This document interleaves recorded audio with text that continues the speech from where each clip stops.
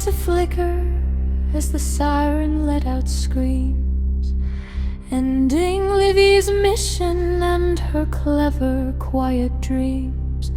She turned to see who held her, with her heart against her chest, expecting it was Becca put to one last wicked test.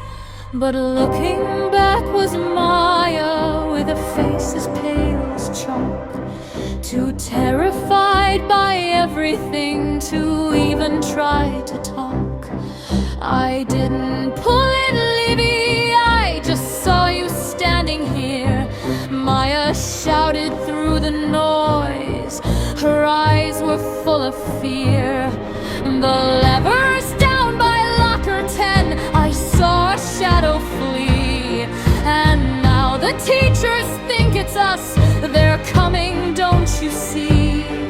The heavy doors swung open and the hallways filled with light, as Livy knew they had to